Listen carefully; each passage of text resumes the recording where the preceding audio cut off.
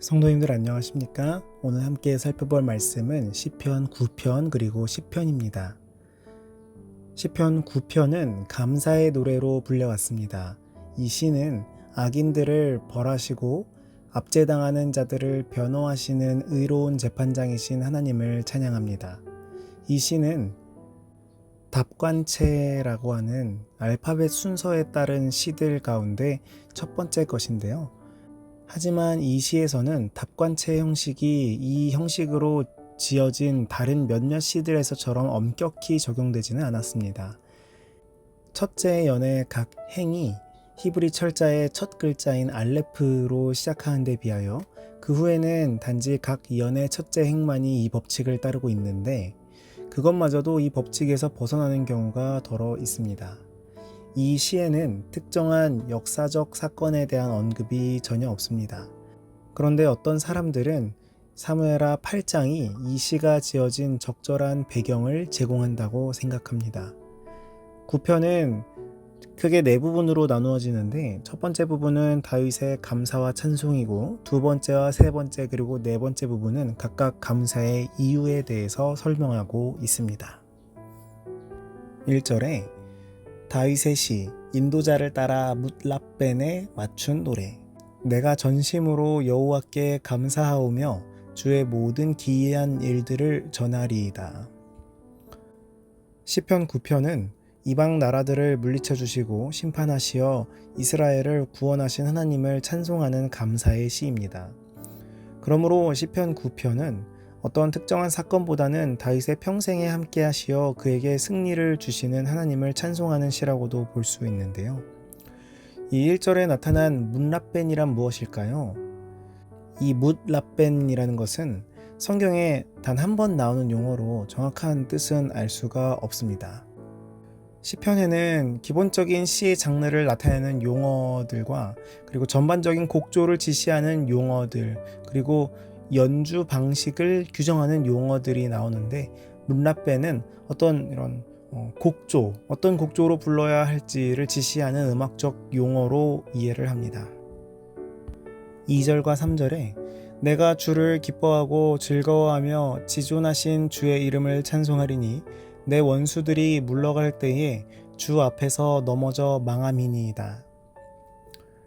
시편 9장 1절부터 3절에 보면 다윗이 그의 마음 가운데 얼마나 감사가 넘치는지를 이야기하면서 그 이유에 대해서 이야기를 하기 시작하는데요.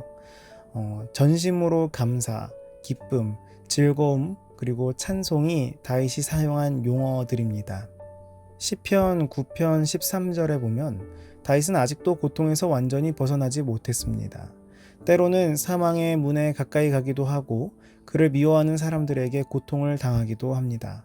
그러나 다윗은 그 모든 환난 중에서 승리를 주시는 하나님께 감사하고 기뻐하고 즐거워하며 찬송합니다.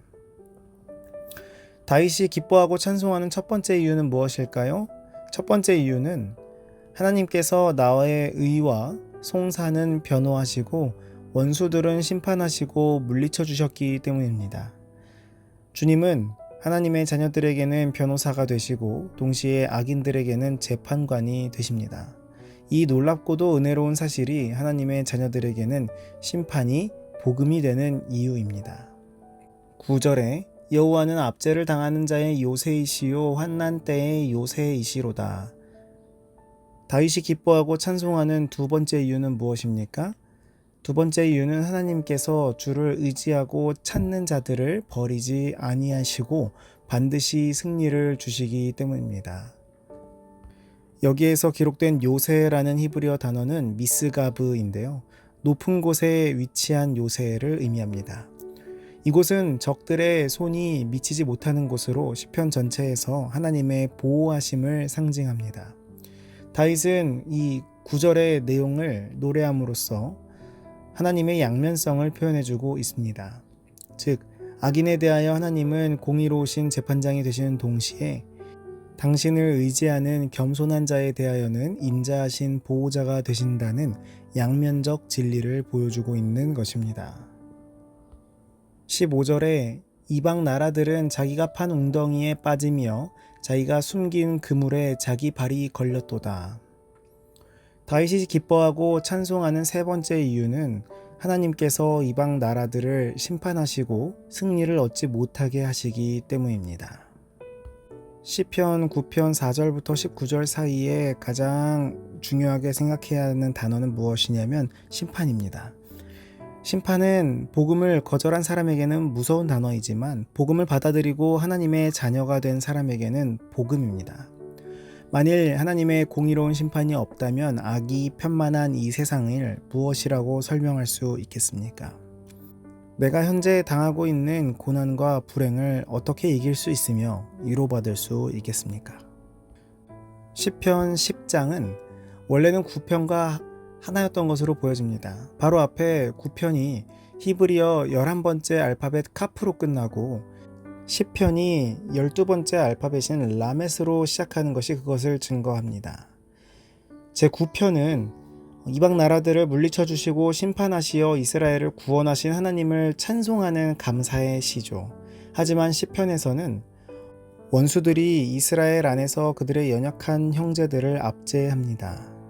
또한 9편에는 찬양과 감사가 충만한 반면에 10편은 압제당하는 자들을 위한 복수와 그들을 압제하는 자들의 심판과 멸망을 하나님께 호소하는 소리를 담고 있습니다. 이 시는 구성상으로 9편과 마찬가지로 답관체 형식으로 되어 있는데요. 10개의 연 중에서 처음 6연은 원수들의 특성을 묘사하고 있으며 나머지 4개의 연은 하나님께 대한 구원의 호소를 담고 있습니다. 1절에 여호와여 어찌하여 멀리 서시며 어찌하여 환난 때에 숨으시나이까. 여호와여 어찌하여 라는 이 부르짖음은 죄악 세상에 사는 모든 사람의 애절한 탄식입니다. 어찌하여 나에게 이런 고난이 밀려오는가. 어찌하여 세상은 이다지도 불공평한가. 어찌하여 선한 사람들이 저렇게 고통을 당하는가. 시편 10편의 기자가 보기에 세상은 악이 득세하고 번창하며 의인은 오히려 환난을 당하는데도 하나님께서는 멀리 숨어 계시고 간섭하시지 않는 것처럼 보입니다. 그런 때에 하나님의 자녀들의 입에서는 원망 섞인 탄식이 나오는데요. 그러나 그것은 비난이나 자포자기와는 거리가 멉니다. 마치 시장 가신 어머니를 기다리다 지친 어린아이의 울음 같은 것입니다. 어머니가 분명히 오실 터인데 왜 이렇게 늦게 오시는지 이해할 수 없는 서러움 같은 것이죠. 3절에 악인은 그의 마음의 욕심을 자랑하며 탐욕을 부리는 자는 여호와를 배반하여 멸시하나이다. 4절에 악인은 그의 교만한 얼굴로 말하기를 여호와께서 이를 감찰하지 아니하신다 하며 그의 모든 사상에 하나님이 없다 하나이다.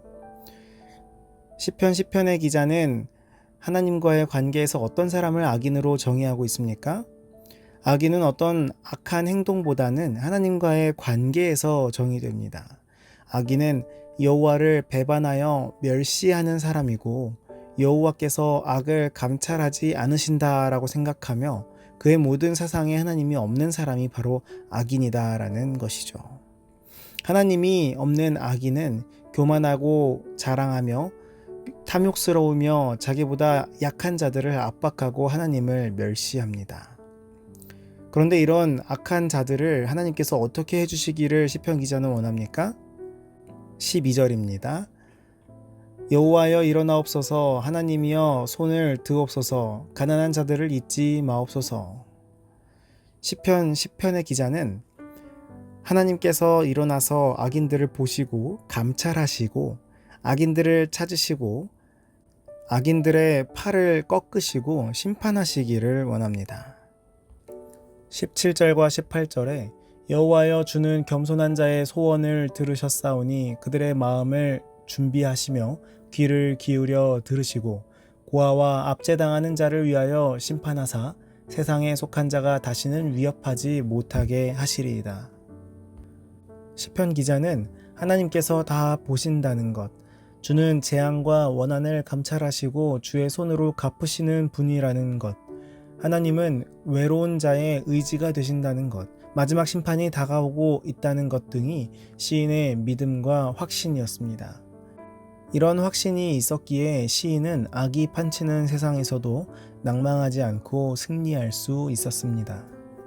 오늘 우리는 말씀을 통해 하나님께 감사해야 할 이유와 또한 마지막에 기다리고 있는 심판에 대해서 살펴보았습니다. 9편을 통해서 우리는 악인을 심판하시고 물리쳐 주시는 하나님, 그리고 우리를 버리지 아니하시고 승리를 주시는 하나님으로 인해 감사하다라는 것을 살펴봤습니다. 압제당하고 궁핍하고 가난한 자들을 결코 버리지 않으시고 요새가 되어주시며 구원을 주시는 분이 바로 우리 하나님이시다라는 고백과 함께 감사를 표하고 있는 9편의 말씀을 살펴봤습니다.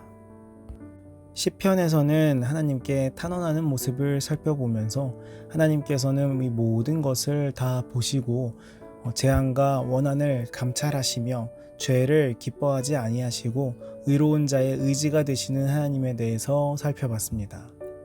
이 세상의 악과 고통을 우리가 이길 수 있는 방법은 요새가 되시는 하나님께 나아가는 방법뿐입니다. 하나님을 무시하고 무관심하게 살아가는 악인의 특성에서 벗어나 하나님과 함께하며 하나님을 의지하고 동행하는 우리 모두가 되기를 간절히 바라면서 말씀을 마치겠습니다. 오늘은 안의현 청년을 위해 기도하도록 하겠습니다. 하늘에 계신 아버지, 오늘도 하루를 말씀으로 시작하게 하심에 감사합니다. 주님, 오늘은 안의현 청년을 위해 기도합니다. 안의현 청년이 하고 있는 일터에서 일들을 수행할 때에 부족함 없도록 주님 인도하여 주시옵고 다치지 않고 안전히 모든 일들을 수행할 수 있도록 함께하여 주시옵소서. 주의 전을 찾기를 더욱더 기뻐하는 안의현 청년 되도록 인도하여 주시옵고 주 안에서 행복과 평화를 누릴 수 있도록 함께하여 주시옵소서. 오늘 살펴본 말씀처럼 주님께 언제나 감사할 수 있도록 인도하여 주시옵고 우리의 재앙과 어려움과 힘듦을 모두 다 갚아주시고 마지막 심판의 때에 승리로 이끌어 주실 주님만을 바라보며 살아갈 수 있도록 주님 우리의 삶을 인도하여 주시옵소서. 언제나 함께 하실 것을 믿고 감사드리며 예수님 이름으로 기도합니다. 아멘.